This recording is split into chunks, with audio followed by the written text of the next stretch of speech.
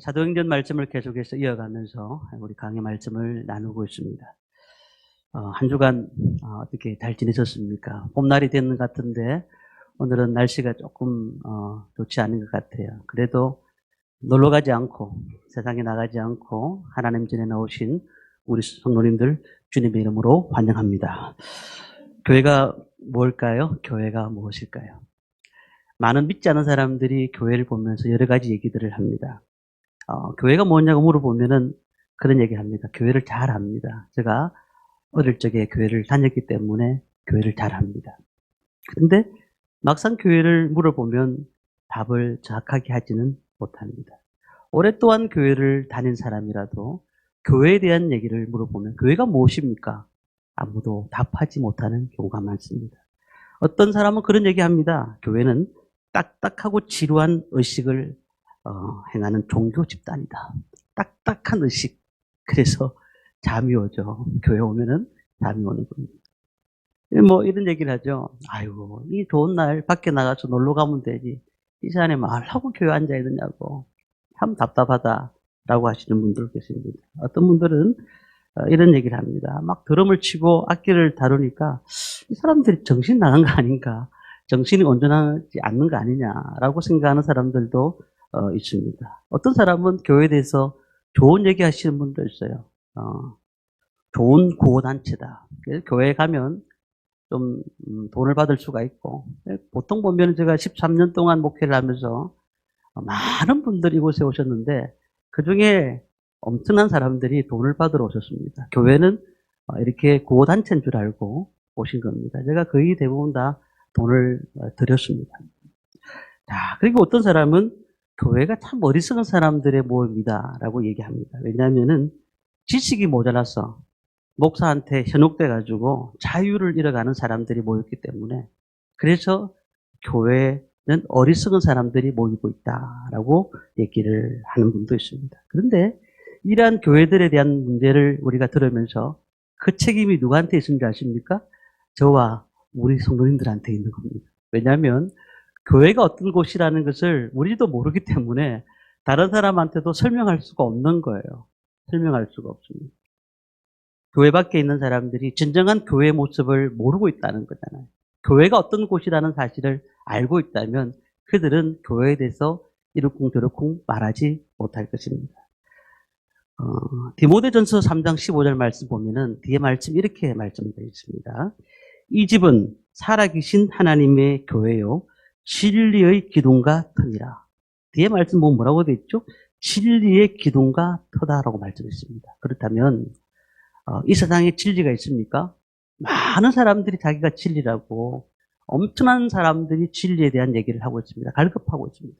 그런데 수많은 사람들이 자신이 진리라고 얘기를 하지만 진리가 없다는 사실이죠. 자기 자신을 구원하지도 못할 뿐만 아니라 우리를 구원케 할 수도 없는 상태라는 거예요. 자, 그런데 성경에 보니까 진리의 거룩한 터다라고 말씀을 하고 있어요. 그렇다면 진리를 가리키는 곳, 진리를 가르치는 곳이 교회다. 우리는 이렇게 먼저 정의를 할 수가 있습니다. 에베소서에 가면은 이 말씀이 좀 자세히 나와 있습니다. 첫 번째는 1장 23절에 보면은 이렇게 되어 있습니다. 교회는 그의 몸이니 만물 안에서 만물을 충만하게 하시는 이의 충만합니다. 그의 몸이라고 되어 있죠. 교회는 그의 몸이다. 그리고 에베소서 2장 20절부터 23절까지의 내용을 쭉 보면은 너희는 사도들과 선지자들의 터 위에 세우심을 입은 자라라고 말씀을 하면서 그 안에 건물마다 서로 연결하여 주 안에서 성전이 되어가고 성령 안에서 하나님이 거하실 처소가 되기 위해서 그리스도 예수 안에서 함께 지어져 가느니라. 자, 여기서 말씀을 우리가 봐야 됩니다. 몸과 빌딩이라고 되어 있잖아요. 빌딩이라고 되어 있지는 않은데 이 자체가 건물을 얘기를 하는 것이잖아요. 자, 그렇다면 이게 같은 말이라면 이런 것이죠. 우리 몸은 누가 있습니까? 우리 몸에는 영혼이 있습니다. 그리고 건물에는 인격체가 가는 곳입니다. 그런데 이 곳이 인격체가 거하는 곳인데 교회란 무엇이냐면 하나님이 거하시는 처소입니다. 하나님이 이곳에 거하시는 것. 동시에 예수님이 친히 활동하시는 예수님의 몸입니다. 예수님이 활동하시는 몸. 자, 좀 어려운 얘기지만 우리는 이렇게 알고는 시작을 해야 됩니다.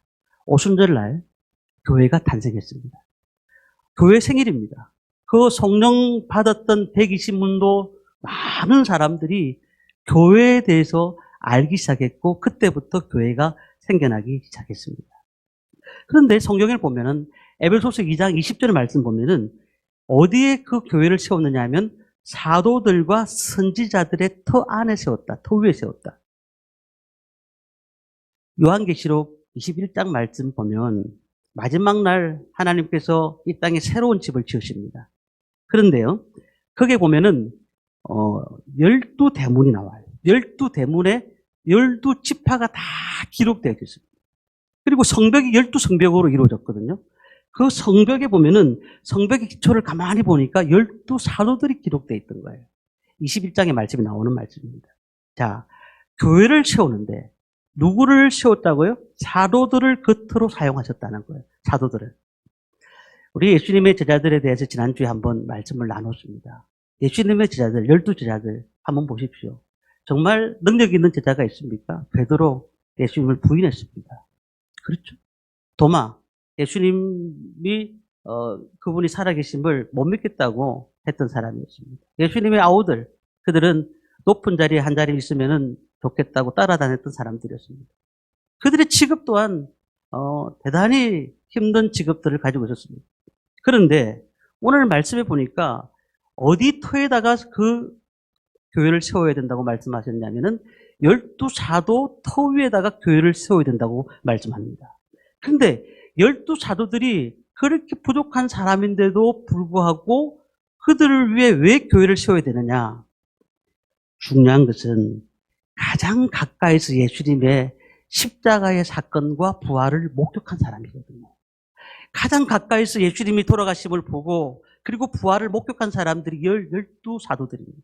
자, 다시 말하면 우리가 성경에 구약 성경도 있고 신약 성경도 있는데 신약 성경에 나오는 많은 복음서를 보면서 그들이 복음을 전하는데 다 예수님의 터를 가지고 세웠잖아요. 뭘 가장 많이 얘기를 했습니까? 예수님의 죽으심, 예수님의 부활하심, 이것을 많이 얘기를 했습니다.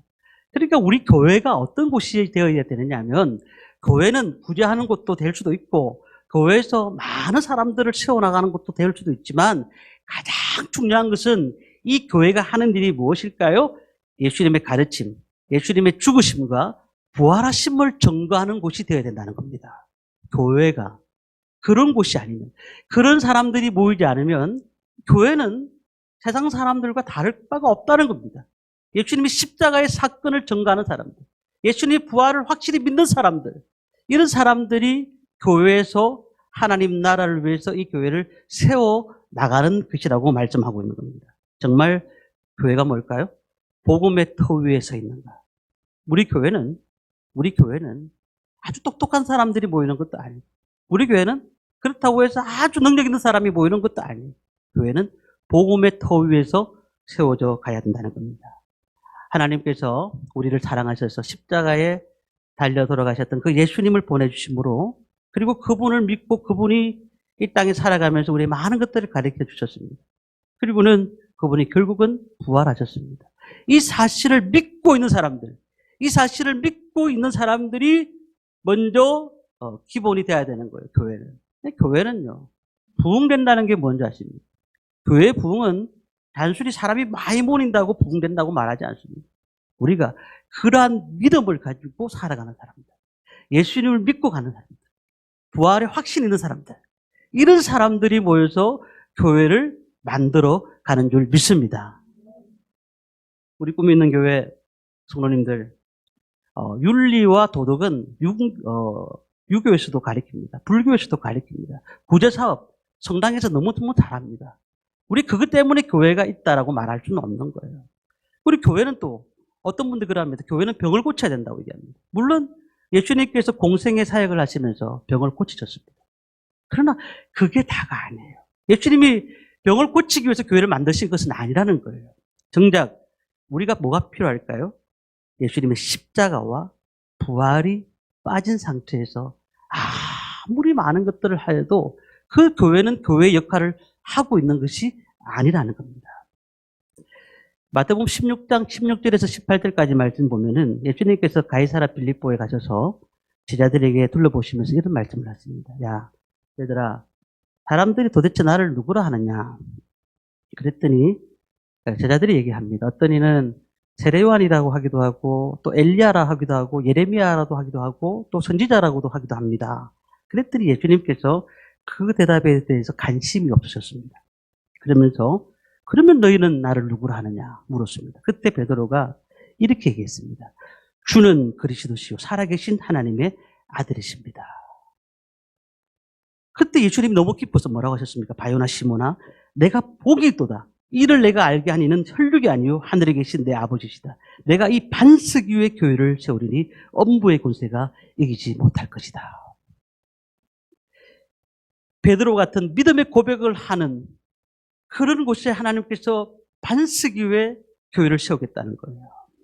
이 사실을 믿는 사람들이 있으면 교회가 되는 겁니다. 이 사실을 믿고 하나님 앞에 나가는 사람들이 모인 곳이 그것이 에클레시아, 교회가 되는 것입니다. 교회가 뭐예요? 죽음과 예수 그리스도의 죽음과 부활의 터 위에 세워진 그리스도의 몸입니다. 몸.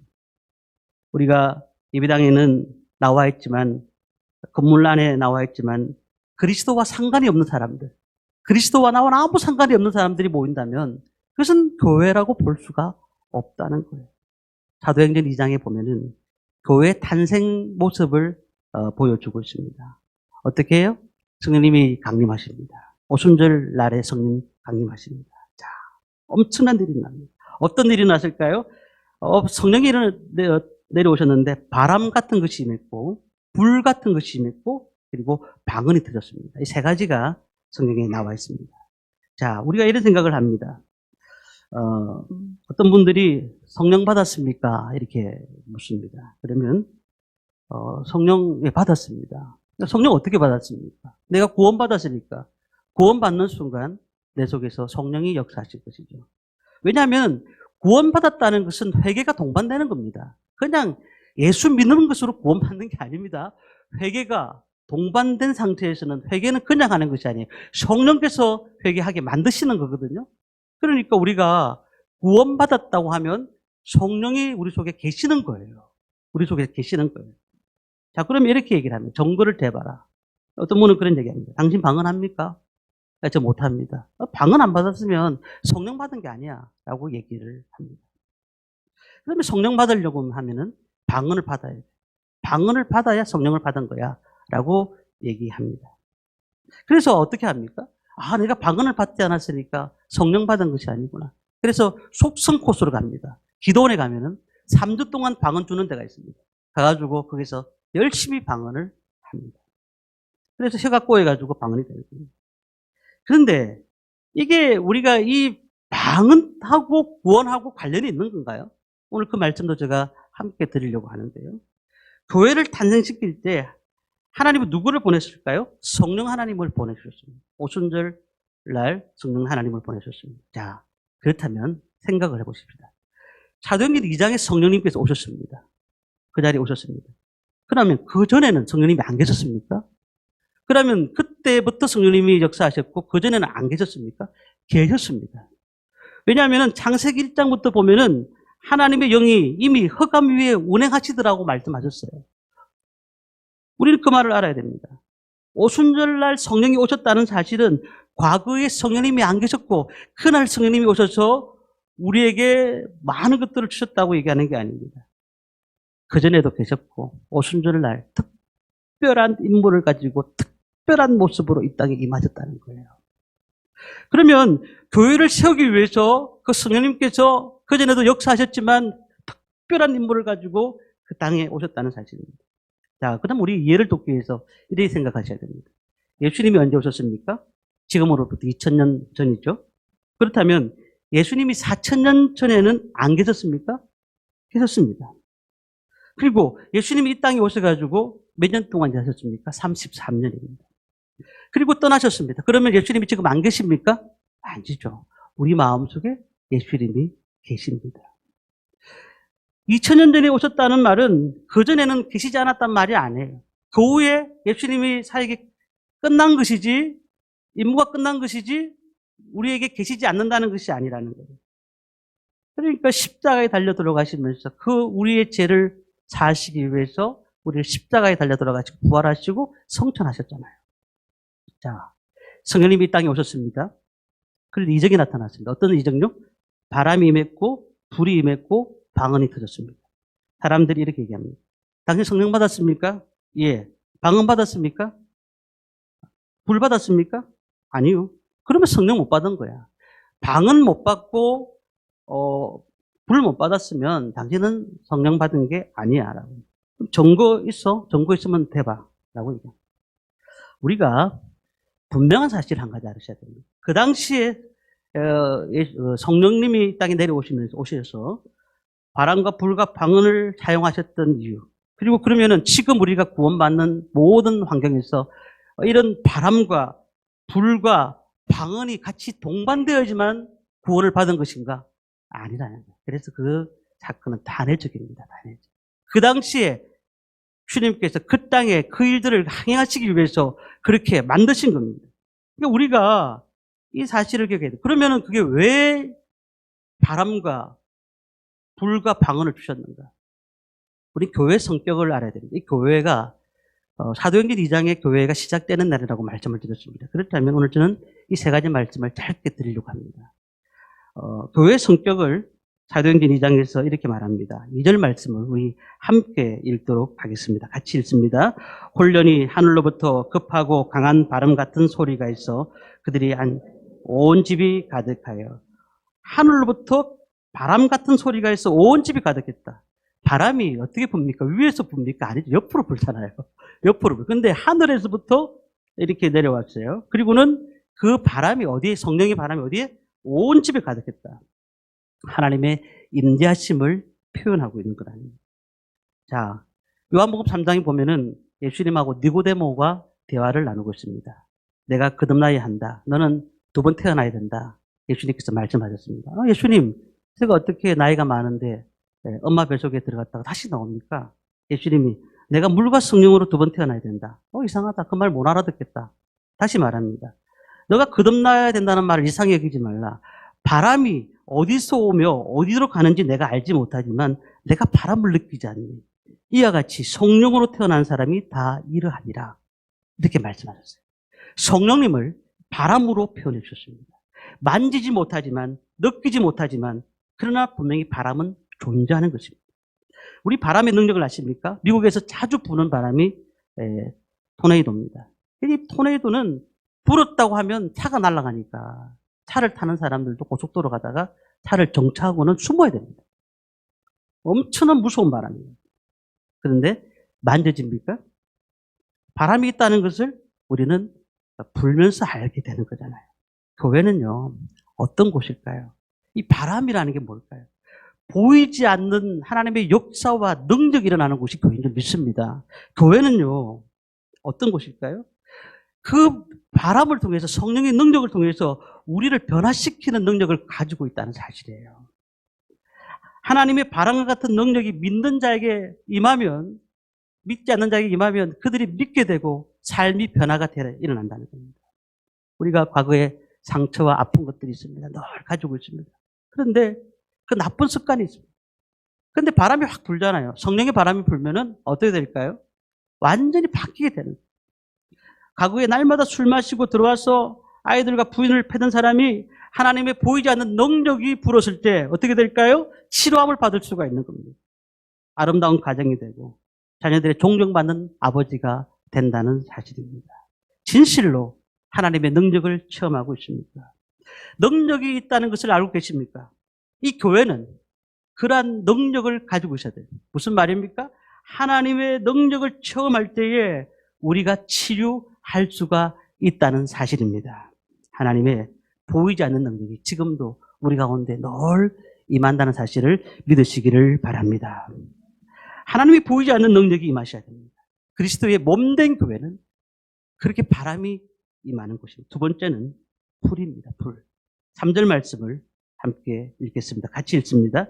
마치 불의 혀처럼 갈라지는 것들이 그들에게 보여 각 사람 위에 하나씩 임하여 있더니. 제가 어릴 때 또한 뭐 전에 교육자 생활하기 전에 붕회를 엄청 많이 다녀봤습니다. 붕회 가면 강사 목사님이 뭐라고 말씀하시느냐면은 불 받아라 이렇게 합니다. 불 받아라, 불 받아라. 그래서 불을 받는데 진짜 불을 받으니까 떼굴떼굴 구르더라고요. 강력한 무엇인가 들어와서 우리를 뜨겁게 하는 느낌이에요. 그리고 문제는요, 불 받는 게 중요한 게 아니고 그 사람이 변화되더라는 거죠. 삶이 변화되더라는 거예요. 여기 보니까 불의 혀라고 말씀하고 있어요. 불이 이제 동그랗게 이렇게 되지 않습니까? 그런데 불꽃 끝이 삐쭉삐쭉하게 혓바닥처럼 갈라져 있다는 것을 얘기하고 있거든요. 이게 상징적으로 표현한 것입니다. 우리가 예수 믿는 사람들이 다 성령이 임하셨습니다. 자, 근데 출애굽기 말씀을 봐야 되는데 3장에 보면은 모세가 광야에서 하나님을 만납니다. 호렙산에 이르니까 떨기나무 가운데서 하나님께서 모세에게 나타나셨습니다. 그 떨기나무는 불이 붙었는데 타지가 않는 거예요. 너무 신기해서 가까이 가봤더니 하나님께서 그 말씀하시는 거예요. 이리로 가까이 오지 말라. 내가 선 곳은 거룩한 땅이니 내 발에서 신을 벗으라. 그렇게 말씀하셨어요. 그리고는 모세야 내 백성을 인도해내라. 여기서 불이 뭘 상징할까요? 여러 가지가 있습니다만 공통적으로 생각할 수 있는 것은 정결함입니다. 불은 더러운 것을 태우는 것이에요. 그래서 하나님께 제사를 드릴 때 번제라는 제사가 있습니다. 이 번제도 태워서 드리는 것입니다. 완벽하게 깨끗하게 드리는 것입니다. 하나님께서 이 오순절 날에 불의 혀 같은 것이 왜 임재하게 하셨을까요? 교회의 성격이 정확하게 드러나는 겁니다. 교회는요, 어떠한 곳이 되어야 되느냐면 깨끗한 곳이 되어야 됩니다. 교회 성격이 어떤 곳이라고요? 깨끗하고자 하는 열망들이 모여있는 사람들이 있어야 되는 거예요. 이 교회는 하나님의 거룩함을 회복하고자 하는 사람들이 모여야 되는 거예요. 하나님 앞에 나와서 내 삶에 들어온 모습들을 다 하나님 앞에 내려놓고 주님만 의지합니다 고백하는 사람들이 모인 곳이 교회가 되어야 되는 줄 믿습니다. 어제까지 나는 실패했지만 주님, 내가 주님 앞에 다시 나왔습니다. 회개합니다. 깨끗하고 싶은 열망이 있습니다. 주님, 나를 도와주십시오. 그렇게 고백해야 돼요. 사도 바울은 요한일서 3장 9절에 이렇게 말을 했습니다.